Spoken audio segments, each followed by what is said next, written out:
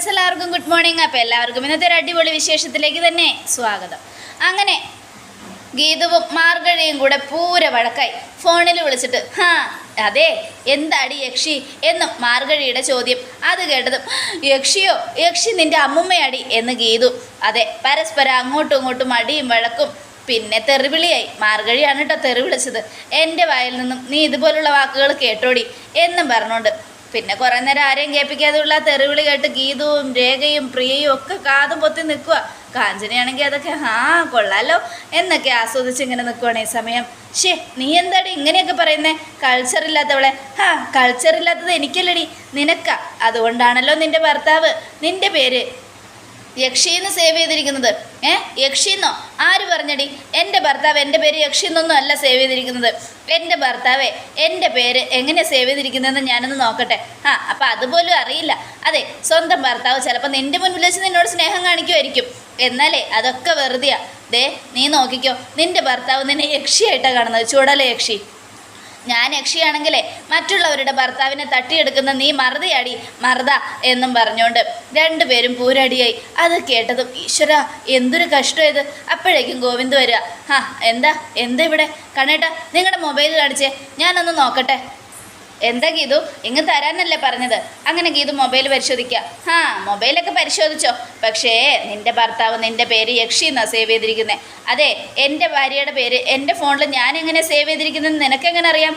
അയ്യടാ അടി സക്കേ, സാറെന്നെ ഇത്ര പെട്ടെന്ന് മറന്നോ എന്നും മാർഗഴിയുടെ ചോദ്യം. അത് കേട്ടത് ഗീതു ഗോവിന്ദനെ തുറച്ചു നോക്കുക. ഇന്നലത്തെ എൻ്റെ ഡാൻസ്, മാർഗഴിയെ മല്ലികയെ മന്ദാരപ്പും കുരുവിയെ ഇത്ര പെട്ടെന്ന് മറന്നോ സാർ എന്നും നമ്മുടെ മാർഗഴി പാട്ടുപാടി ചോദിക്കുക. അത് കേട്ടതും ഗോവിന്ദ താടിക്ക് കൈ കൊടുക്കുക. ഈശ്വര ഞാൻ അറിഞ്ഞിട്ട് പോലുമില്ല എന്നും ആലോചിച്ചുകൊണ്ട്. എന്താ സാർ, എന്താ ഒന്നും മിണ്ടാത്തെ? പറ സാർ, സത്യം പറ. എനിക്ക് തോന്നുന്നു ഇത് സുവർണയായിരിക്കും. അതെ, സുവർണയാണ് ഫോൺ എടുത്തത്. അങ്ങനെയൊന്നും സംഭവിക്കാൻ വഴിയില്ല എന്നൊക്കെ പറഞ്ഞുകൊണ്ട് അവരിങ്ങനെ പ്രിയയും രേഖയൊക്കെ സംസാരിക്കുക. ഈ സമയമാണെങ്കിൽ ഗീതു, സത്യം പറയടി, എൻ്റെ ഭർത്താവിന് നിനക്കെങ്ങനെ അറിയാം? ഇന്നലെ പോലും മാഡത്തിൻ്റെ ഭർത്താവിന് ഞാൻ കണ്ടതേ ഉള്ളടി. അതെ, ഒരു കാര്യം ഞാൻ പറയട്ടെ, നിൻ്റെ ഭർത്താവേ എല്ലാം നഷ്ടപ്പെട്ട് നിൽക്കുന്നുണ്ട്. ഈശ്വര, അപ്പോൾ കണ്ണേട്ടിന് എത്രക്കാരനായിരുന്നല്ലേ? സത്യമായിട്ടുമില്ല ഗീതു, ഇവള് നുണ പറയുക. എനിക്കിവൾ ആരാന്ന് പോലും അറിയില്ല. അങ്ങനെ നമ്മുടെ മാർഗഴി അവരുടെ കുടുംബത്തിൽ പ്രശ്നം ഉണ്ടാക്കിയിട്ട് ഫോൺ കട്ട് ചെയ്യുക. അങ്ങനെ അമ്മയും മകളും മാറി മാറി ഗീതുവിനെ തെറി വിളിച്ചിട്ടാണ് ഫോൺ കട്ട് ചെയ്തത്. ഈ സമയം ഗീതു ചോദിക്കുക, സത്യം പറ, നിങ്ങൾ ഇന്ന് അവളുടെ ഡാൻസ് കണ്ടല്ലേ ഇന്നലെ? അത് മാത്രമല്ല ഇനി എന്തൊക്കെ കണ്ടു കാണും എന്നും ഗീതു. അത് കേട്ടതും അയ്യേ ഗീതു, നീ എന്തൊക്കെയാ പറയുന്നേ? എനിക്കറിയ പോലുമില്ല. പിന്നെ എന്തിനാ ഇങ്ങനെയൊക്കെ പറയുന്നത്? ഇല്ല കണ്ണേട്ടാ, എനിക്ക് നിങ്ങളെ വിശ്വാസമില്ല. വിശ്വാസമില്ലെങ്കിൽ വിശ്വസിക്കണ്ട. എന്തായാലും ഇന്നലെ നിങ്ങളവളുടെ ഡാൻസ് കണ്ടില്ലേ, അതിനുള്ളത് ഞാൻ ഇപ്പം തരാം എന്നും പറഞ്ഞുകൊണ്ട് ഷോളും മടക്കി കുത്തി നമ്മുടെ ഗീതു ഇങ്ങനെ ഗോവിന്ദന് പിന്നാലെ ചെല്ലുക. നീ എന്താ ഗീതു എന്നെ ഇങ്ങനെ വട്ടം ചുറ്റുന്നേ? ഞാൻ പറയുന്നത് സത്യമാണ്. എനിക്കവൾ ആരാണെന്ന് പോലും അറിയില്ല. ഇല്ല, കണ്ണേട്ടനറിയാം. അവൾ ആരാണെന്ന് കണ്ണേട്ടന് നന്നായിട്ട് അറിയാം. മര്യാദയ്ക്ക് പറഞ്ഞോ എന്നൊക്കെ പറയാണ്. ഇല്ല ഗീതു, സത്യമായിട്ട് എനിക്ക് അറിയില്ല എന്ന് പറഞ്ഞാൽ അറിയില്ല. നീ വെറുതെ ഓരോന്ന് ആലോചിച്ച് എന്നെ കൂടെ ടെൻഷൻ അടിപ്പിക്കല്ലേ. നിങ്ങളെ ഇന്ന് ഞാൻ എന്നും പറഞ്ഞുകൊണ്ട് ഗോവിന്ദൻ്റെ കഴുത്തിന് കുത്തിപ്പിടിക്കാൻ പോവുക ഗീതു എന്താ നീ കാണിക്കുന്നേ? അതെ, നീ വരുണേട്ടനെ വിളിച്ചപ്പോഴല്ലേ അതിൽ യക്ഷി എന്നുള്ള നമ്പർ സേവ് ചെയ്തിരിക്കുന്നതെന്ന് പറഞ്ഞത്. അപ്പോൾ വരുണേട്ടൻ യക്ഷി എന്ന് സേവ് ചെയ്തത് എൻ്റെ പേരിലായിരിക്കില്ലേ? അത് ശരിയാണല്ലോ. രേഖയ്ക്ക് ബുദ്ധിയും വിവരമുണ്ട്. എന്നാൽ അത് തൊട്ട് തീണ്ടിയിട്ടില്ലാത്തത് നിനക്കാ.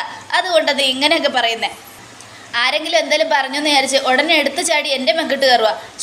ഞാനാകെ പേടിച്ചു പോയി. ഞാൻ അവളുടെ ഡാൻസ് പോലും കണ്ടിട്ടില്ല, പിന്നെ അത് കണ്ടു എന്ന് പറഞ്ഞാൽ എൻ്റെ മെക്കിട്ട് കയറിയാലോ എന്നൊക്കെ പറഞ്ഞുകൊണ്ട് നമ്മുടെ ഗോവിന്ദ് ഇങ്ങനെ ഇതാക്കിയിട്ട് അങ്ങോട്ട് പോവുക. ഗോവിന്ദ് ഇങ്ങനെ ഇതാക്കിയിട്ട് ഇങ്ങനെ സംസാരിച്ചുകൊണ്ട് നിൽക്കുക. അപ്പോൾ നമ്മുടെ രേഖ പ്രിയ ആണെങ്കിൽ ഈശ്വര, അപ്പോൾ എന്തായാലും വരുണേട്ടൻ നമ്മുടെ സുവർണയുടെ അടുത്തേക്കായിരിക്കും പോയിരിക്കുന്നത്. സുവർണയായിരിക്കും ഫോൺ എടുത്തത്. ഇത്ര ധൈര്യത്തോടെ സംസാരിക്കാനും മാത്രം അവൾക്ക് ധൈര്യം ഉണ്ടായോ? വരുണേട്ടൻ്റെ മുൻപിൽ ചിലപ്പോൾ അവൾ ഡാൻസ് കളിച്ച് കാണും. അതാണ് അവൾ അങ്ങനെയൊക്കെ പറയുന്നത്. അത് കേട്ടതും ഇല്ല, ഇത് സുവർണയല്ല. സുവർണ ഒരിക്കലും എൻ്റെ നമ്പർ കണ്ട് ഇത്ര ധൈര്യത്തോടെ ഫോൺ എടുക്കില്ല. ഇത് വേറെ ആരുവാ, വേറെ എന്തോ സംഭവിച്ചിട്ടുണ്ട്. എന്താണെന്ന് അറിയണം. ഇനി വരുണേട്ടൻ സുവർണയുടെ അടുത്തായിരുന്നെങ്കിൽ രാധിക അമ്മയും സത്യദാസങ്ങളും എവിടെ പോയി? എനിക്കറിയില്ല. എല്ലാം കൊണ്ടും എല്ലാവരും എന്നെ ചതിക്കുക. ഞാൻ മൊത്തത്തിൽ ജീവനോടെ ഇരിക്കുന്നതേ ശരിയല്ല എന്നൊക്കെ പറഞ്ഞ് രേഖ കരയുക. ഇല്ല മോളെ, നിന്നെ ചതിച്ചിട്ട് അവനിങ്ങോട്ട് വരട്ടെ, അവന് വേണ്ടി ഒരു തീരുമാനം ഞാൻ ഉണ്ടാക്കുന്നുണ്ട്. എന്തായാലും രേഖ വിഷമിക്കേണ്ട, രേഖ സമാധാനമായിട്ടിരിക്കും, നമുക്ക് എന്തായാലും ചെയ്യാൻ രേഖ എന്നൊക്കെ പറയണം. അത് കേട്ടതും നമ്മുടെ രേഖ കരഞ്ഞ് നിലവിളിച്ചുകൊണ്ടിരിക്കുക. ഈ സമയം അയ്യപ്പൻ നായർ ഓടി വരിക. കുഞ്ഞേ കുഞ്ഞേ എന്നും പറഞ്ഞുകൊണ്ട്. അപ്പോൾ കാഞ്ചന, എനിക്ക് തോന്നുന്നു ആ പെണ്ണ് അന്ത പെണ്ണ് ഗോവിന്ദമ്മ പറ്റിയതാ സൊല്ലിച്ചെന്ന്. അത് കേട്ടതും ഗീതു കാഞ്ചനയെ തുറച്ചു നോക്കുക. ഈ സമയം അയ്യപ്പൻ നായർ, എന്താ അയ്യപ്പേട്ട, എന്താ എന്താ എന്താ അയ്യപ്പേട്ട, എന്തു പറ്റി, എന്തിനെങ്ങനെ ഓടി വരുന്നേ? അതെ ദേ കാണാതായവരൊക്കെ വന്നിട്ടുണ്ട് കേട്ടോ. ഞാനേ അവരുടെ കാറ് കണ്ടപ്പോൾ ഓടി വരുമായിരുന്നു, അതുകൊണ്ട് ശ്വാസം മുട്ടുന്നു. അയ്യപ്പേട്ടൻ എന്തിനാ ഇങ്ങനെ ഓടി വന്നത്? മര്യാദയ്ക്ക് വന്നാൽ പോരെ. അല്ല കുഞ്ഞെ, നിങ്ങളൊക്കെ ടെൻഷൻ അടിച്ചിരിക്കുമായിരുന്നു എന്ന് കരുതിയിട്ടാ ഞാൻ ഓടി വന്നത്. ദേ അവരെല്ലാവരും വരുന്നുണ്ട്, ഇനി ധൈര്യമായിട്ട് സമാധാനത്തോടെ ഇരിക്കേ. അപ്പോൾ എല്ലാവർക്കും ശ്വാസം നേരെ വീണു. അങ്ങനെ എല്ലാവരും പാതിക്കെ പോയി നിൽക്കുക. ഈ സമയം എന്നാലും എൻ്റെ എല്ലാം നഷ്ടപ്പെട്ടു, എൻ്റെ എല്ലാം പോയി, ഈ കുരുടം കാരണം എൻ്റെ എല്ലാം നഷ്ടപ്പെട്ടു എന്നും പറഞ്ഞ് രാധികയുടെ ഒന്നൊന്നര അഭിനയം. അപ്പോൾ എല്ലാവരും വായം പൊളിച്ച് നിൽക്കുക. എന്തു പറ്റി? എൻ്റെ കണ്ണാ, ഇയാളൊരു അന്ധനാ, അതുകൊണ്ട് മാത്രമാണ് ഇയാളുടെ കൂടെ ഞാൻ പോയത്. പിന്നെ വേറൊരു കാരണമുണ്ട്, ഷേണായിയുടെ ആളാണ് ഇയാളെന്ന് കണ്ണം പറഞ്ഞതുകൊണ്ടാണ് ഇയാൾക്ക് വേണ്ടി ഞാൻ എല്ലാം ചെയ്തത്. എന്നിട്ടും എൻ്റെ എല്ലാം നഷ്ടപ്പെട്ടു. ദേ കണ്ടോ, എൻ്റെ വളയും മാലയും വാച്ചും മോതിരവും മൊബൈലും ഒക്കെ പോയി, എൻ്റെ ആഭരണങ്ങളും മുഴുവനും പോയി. എല്ലാത്തിനും കാരണക്കാരൻ ഇവൻ ഒറ്റൊരുത്തനാ, ഈ വരുൺ. എന്താ സംഭവിച്ചെന്ന് പറ. ഇയാളുടെ കണ്ണ് കാണിക്കാനായിട്ട് ഞങ്ങൾ ഹോസ്പിറ്റലിൽ പോയായിരുന്നില്ലേ? എന്നിട്ട് ഹോസ്പിറ്റലിൽ പോയിട്ട് എന്നെ ഇവിടെ കൊണ്ടുവന്ന് തിരിച്ചാക്കിയിട്ട് നിങ്ങൾ വീണ്ടും പോയി. അതെന്തിനാ? അതൊന്നും പറയണ്ട. സത്യദാസ് അങ്കളുടെ കണ്ണിൽ പഴുപ്പ് വീണെന്നും അത് വൃത്തിയാക്കാൻ മധുരയ്ക്ക് പോകണമെന്നും ഡോക്ടർ പറഞ്ഞു. മധുരയിലേക്ക് പോകും വഴി ഒരു ഫോൺ കോൾ വന്നു. ഫോൺ കോൾ വന്നതിന് ശേഷം ഈ അങ്കളെ ഞാൻ കണ്ടില്ല. പിന്നെ ഞങ്ങൾ നോക്കിയപ്പോൾ മധുരയിൽ ഞങ്ങൾ ഒറ്റപ്പെട്ട് നിൽക്കുന്നു. ആ പേടിയിൽ ഞങ്ങൾ അവിടെയൊക്കെ അന്വേഷിച്ചു. എൻ്റെ ദൈവമേ, എൻ്റെ കണ്ണാ, ഈ വൃത്തികെട്ടവൻ വിളിച്ചതുകൊണ്ട് ഞാൻ ഇവൻ്റെ കൂടെ പോയപ്പോഴോ എന്നെയും അവിടെ ഇട്ട് ആ കൊള്ളക്കാരെ പിടിച്ചു.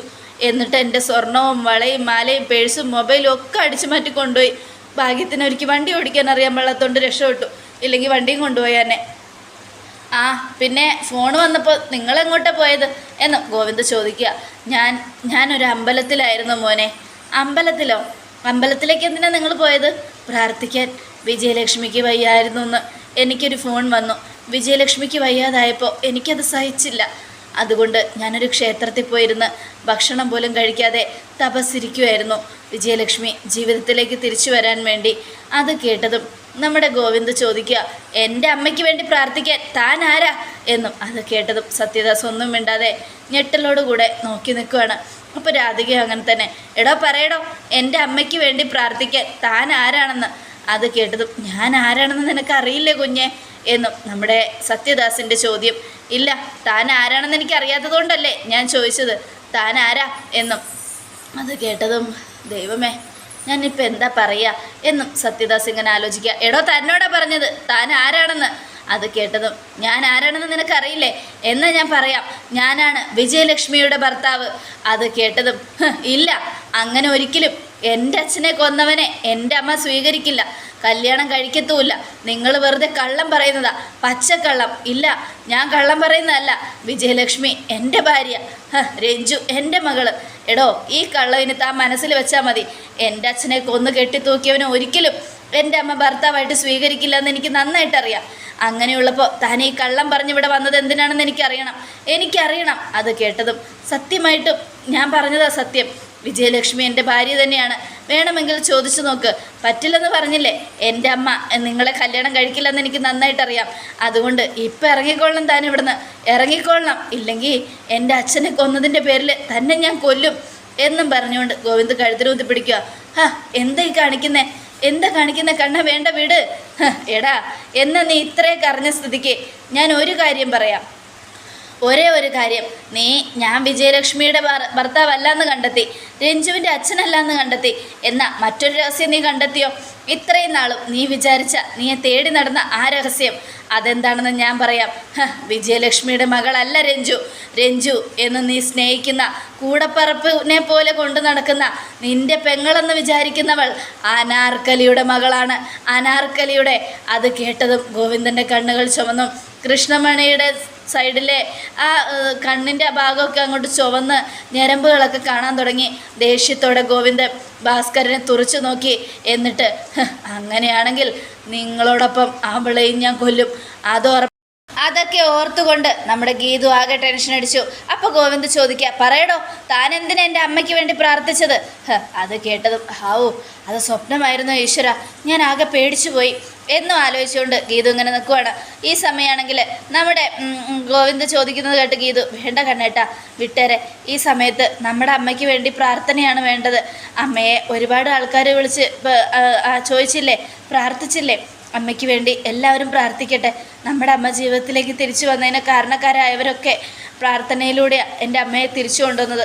അതോർത്ത് ഇയാളെ നമുക്ക് വെറുതെ വിട്ടേക്കാം എന്നും എന്നും പറഞ്ഞത് കേട്ടതും നമ്മുടെ വരുൺ, അത് മതി, ഈ അങ്കളെ എനിക്ക് ഒരിക്കലും വഴിയിൽ ഉപേക്ഷിക്കാൻ പറ്റില്ല എന്ന് പറഞ്ഞുകൊണ്ട് വരുൺ അകത്തേക്ക് വിളിച്ചുകൊണ്ടുപോയി.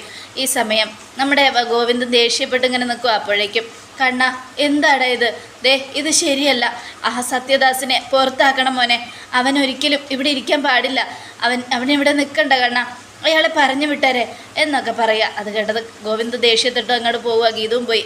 ഈ സമയം മോളെ നിങ്ങളെങ്കിലും ഒന്ന് പറയുന്ന കേൾക്ക്, അയ്യപ്പ താനെങ്കിലും ആ സത്യദാസിനെ ഇവിടെ നിന്ന് പറഞ്ഞു വിടണം, എന്നെ കൊണ്ടൊന്നും പറയിപ്പിക്കരുത് എന്നും പറഞ്ഞുകൊണ്ട് അയ്യപ്പൻ നായരും അങ്ങ് പോയി. ഈ സമയം രാധിക സമാധാനമായി, എല്ലാവരും വിശ്വസിച്ചു എന്നാ തോന്നുന്നേ എന്നൊക്കെ ആലോചിച്ചുകൊണ്ട് രാധിക നിൽക്കുക. മോളെ രേഖയെ നീ എങ്കിലും അവനെ ഇവിടെ നിന്ന് പറഞ്ഞു വിടാനൊരു വഴി പറഞ്ഞാ. അങ്ങനെ എല്ലാവരും അവിടെ നിന്ന് പോയി കഴിയുന്നു. കാഞ്ചന, ഞാൻ പറയാം മാമി, ഗോവിന്ദ് മാമാകട്ടെ ഞാൻ സൊല്ലേ സത്യദാസങ്ങളെ ഇവിടെ നിന്ന് പറഞ്ഞു വിടാൻ പോരെ, നീ പോടി നുണച്ചി പാറു, നീ ഒന്നും പറയണ്ട എന്നും പറഞ്ഞുകൊണ്ട് രാധിക ദേഷ്യപ്പെട്ട് അങ്ങ് പോവുക. അത് കേട്ടതും இந்த വീട്ടിലെ രാധിക മാമിക്ക് പേസറക്കാക്കി ഞാൻ മട്ടും തയ്യറുക്ക്, ഇനി ഞാൻ സപ്പോർട്ടുക്ക് വരമട്ടെ എന്നും ആലോചിച്ചുകൊണ്ട് നമ്മുടെ കാഞ്ചനെ അങ്ങ് പോവുകയാണ്. ഈ സമയമാണെങ്കിൽ പിന്നീട് കാണിക്കുന്നത് നമ്മുടെ ഗോവിന്ദനെയാണ്. ഗോവിന്ദ ആകെ വിഷമിച്ച് തലയ്ക്ക് കയ്യും കൊടുത്തിങ്ങനെ ഇരിക്കുക. അപ്പോഴേക്കും ഗീതു വന്നു. നീ ഒറ്റൊരുത്തി കാരണം അയാൾ വീണ്ടും അകത്ത് കയറിയത്. നീ എന്തിനാ ഗീതു ഇങ്ങനെ കൂടെ മാറുന്നത്? ഇത്രയും നേരം സത്യദാസനോട് നിനക്ക് ദേഷ്യമായിരുന്നു, ഇപ്പം എന്തിനാ അയാളെ നീ സപ്പോർട്ട് ചെയ്ത് സംസാരിച്ചത്? നീ മാത്രം ഇടയിൽ വന്നില്ലായിരുന്നെങ്കിൽ, നീ മാത്രം ഇപ്പോഴത്തെ കാര്യങ്ങൾ പറഞ്ഞില്ലായിരുന്നെങ്കിൽ അയാളെ ഞാൻ ഉറപ്പായിട്ടും ഇവിടെ നിന്ന് പറഞ്ഞു വിട്ടാനായിരുന്നു. അയാൾ ഈ വീട്ടിൽ ഇരിക്കുന്ന ഓരോ ദിവസവും എനിക്കെൻ്റെ അച്ഛനെ ഓർമ്മ വരുന്നത്, കെട്ടിത്തൂങ്ങി കിടക്കുന്ന എൻ്റെ അച്ഛനെ. ആ അച്ഛനെ എനിക്ക് ഒരിക്കലും ഒന്ന് ചിന്തിക്കാൻ പോലും കഴിയുന്നില്ല. എൻ്റെ അച്ഛൻ്റെ ആ കിടപ്പ് ഇപ്പോഴും എൻ്റെ കണ്ണിൽ നിൽക്കുക. അങ്ങനെയുള്ളപ്പോൾ എൻ്റെ അച്ഛനെ കൊന്ന അയാൾ ഈ വീട്ടിൽ നിൽക്കുമ്പോൾ എൻ്റെ അച്ഛന് ആത്മാവിന് ശാന്തി കിട്ടുമോ? കണ്ണേട്ടാ, നമ്മൾ എടുത്തു ചാടി ഓരോന്ന് പറഞ്ഞാൽ അയാൾ എന്ത് പറയും? വിജയലക്ഷ്മി അമ്മ, അതായത് നമ്മുടെ അമ്മയുടെ ഭർത്താവാണ് അയാളെന്നും രഞ്ജുവിൻ്റെ അച്ഛനാണെന്നും പറയും. അങ്ങനെ പറഞ്ഞാൽ അതല്ല എന്ന് തെളിയിക്കാൻ എനിക്ക് പറ്റും. എങ്ങനെ പറ്റും? കണ്ണേട്ടൻ്റെ കയ്യിൽ വല്ല തെളിവുണ്ടോ? അതൊക്കെ അവിടെ നിൽക്കട്ടെ. അമ്മനോട് പോയി ആരെങ്കിലും ചോദിച്ചാൽ അമ്മ എന്ത് മറുപടി പറയും? സത്യദാസ് അമ്മയുടെ ഭർത്താവാണെന്നും രഞ്ജു അയാളുടെ മകളാണെന്നും അതുകൊണ്ട് തന്നെ അച്ഛൻ്റെ കൊലപാതകത്തിന് കാരണക്കാരനായവനെ ആയതുകൊണ്ടാണ് അയാൾ ഉപേക്ഷിച്ചതെന്നും ഒക്കെ പറയും. അങ്ങനെ പറയുമ്പോൾ അമ്മയും അവിടെ കുറ്റക്കാരിയാണ്. ഒരു തെറ്റും ചെയ്യാതെ ആ അമ്മയെ കുറ്റക്കാരിയാക്കുന്നത് ശരിയല്ല. അതുകൊണ്ട് ഞാൻ പറയുന്നത് കേൾക്ക്. എന്തായാലും കണ്ണേട്ട ഇപ്പം ചോദിക്കുന്നത് ശരിയല്ല. അത് കേട്ടതും ഗോവിന്ദ്, നീയാണ് എന്നെ താഴ്ത്തുന്നത്, എല്ലാവരുടെ മുൻപിൽ നീ എന്നെ തോപ്പിച്ച് കളഞ്ഞു. ഇല്ല കണ്ണേട്ട, ഒന്ന് ചിന്തിച്ച് നോക്ക് കണ്ണേട്ട, ഞാൻ പറഞ്ഞതൊക്കെ കണ്ണേട്ടന് മനസ്സിലാവും, പിന്നീട് ഞാൻ ചെയ്തത് നല്ലതിനാണെന്നും കണ്ണേട്ടന് മനസ്സിലാവും എന്നും ഗീതു പറയുക. അത് കേട്ടതും ഗോവിന്ദ് ആലോചിച്ചു കഴിഞ്ഞപ്പോൾ അത് ശരിയാണല്ലോ, ഇവള് പറഞ്ഞതിലും തെറ്റില്ല. എന്തായാലും ഞാൻ എടുത്ത് ചാടിപ്പോയി.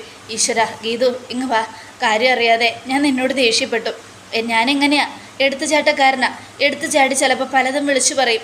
ഓരോന്നും വിളിച്ചു പറയുന്നതിനിടയിൽ എന്ത് സംഭവിക്കുന്നതെന്നൊന്നും ഞാൻ ചിന്തിക്കില്ല മോളെ, അതുകൊണ്ടാണ് അങ്ങനെ പറഞ്ഞത്, എന്നോട് ക്ഷമിക്കേ എന്നും പറയുക. അത് കേട്ട സാരല്ല കണ്ണേട്ടാ, കണ്ണേട്ടൻ്റെ ദേഷ്യവും വിഷമമൊക്കെയാണ് കണ്ണേട്ടനെ കൊണ്ട് ഇങ്ങനെ പറയിപ്പിച്ചെന്ന് എനിക്കറിയാം, എനിക്കതിലൊരു സങ്കടവും. പിന്നെ ഒരു കാര്യം ഞാൻ പറഞ്ഞോട്ടെ, നീ ഇങ്ങനെ പിടിച്ചു നിർത്തുന്നതുകൊണ്ടാണ് പലയിടത്തും ഞാൻ ജയിച്ചു നിൽക്കുന്നത്. എന്നെ നീ ഒരിക്കലും കൈവിടരുത്. എന്നോട് ദേഷ്യപ്പെട്ടാലും നീ എന്നെ വിട്ടു പോകരുത്, കേട്ടല്ലോ? വിട്ടു പോകൂ ഗീതു? ഇല്ല കണ്ണേട്ടാ, ഞാൻ ഒരിക്കലും വിട്ടു പോവില്ല. എൻ്റെ കണ്ണേട്ടനെ വിട്ട് എങ്ങോട്ടും പോവില്ല എന്നും ഇതുപോലെ കൂടെ തന്നെ കാണും എന്നൊക്കെ പറയണം. അത് കേട്ടതും നമ്മുടെ ഗോവിന്ദ് സങ്കടപ്പെട്ട് അവിടെ നിന്ന് എഴുന്നേറ്റ് ബാത്റൂമിലേക്ക് പോവുക. ഈ സമയം ഗീതു ആലോചിക്കുകയാണ്, ഈശ്വര, ഞാൻ ചെയ്യുന്നത് ദ്രോഹമാണ്. എൻ്റെ കണ്ണേട്ടൻ എന്നെ ആത്മാർത്ഥമായി സ്നേഹിക്കുന്നു. ഞാൻ ചെയ്യുന്ന ഈ ദ്രോഹം ഒരിക്കലും എന്നോട് ക്ഷമിക്കാനോ പൊറുക്കാനോ കഴിയാത്തതാ. അമ്മയ്ക്ക് വേണ്ടി ഈ സത്യം മറച്ചു വെച്ചേ മതിയാവും. എൻ്റെ ഭർത്താവിനോട് എനിക്കിങ്ങനൊരു വലിയ രഹസ്യം മറച്ചു വെക്കേണ്ടി വരുവാണല്ലോ ഈശ്വര. എന്നോർക്കുമ്പോൾ ഒരു സമാധാനവും ഇല്ല. എന്ത് ചെയ്യണമെന്ന് ഓർത്തിട്ട് ഒരു പിടിയും കിട്ടുന്നില്ല. എനിക്ക് നല്ല വിഷമമുണ്ട് എന്നൊക്കെ ആലോചിച്ചുകൊണ്ട് ഗീതു ഇങ്ങനെ വയറ്റ് തമർത്തി പിടിക്കുക. കുഞ്ഞെ, ഞാൻ നിൻ്റെ അച്ഛനെ ചതിക്കുക. ഒരിക്കലും നീ അങ്ങനെ ആവരുത്. നിൻ്റെ അച്ഛനെ പോലെ നേർവഴിക്ക് നടക്കുന്നവളും സത്യസന്ധയുമായിരിക്കണം. എന്നെപ്പോലെ ആകരുത് കുഞ്ഞെ എന്നും പറഞ്ഞുകൊണ്ട് ഗീതു കരയുകയാണ്. അതോടുകൂടി എപ്പിസോഡ് അവസാനിക്കുകയാണ്. നാളത്തെ ഒരു അത്യുഗ്രൻ വിശേഷത്തിനായിട്ട് കാത്തിരിക്കുക. എല്ലാവർക്കും ഒരിക്കൽ കൂടെ നല്ലൊരു ശുഭദിനം.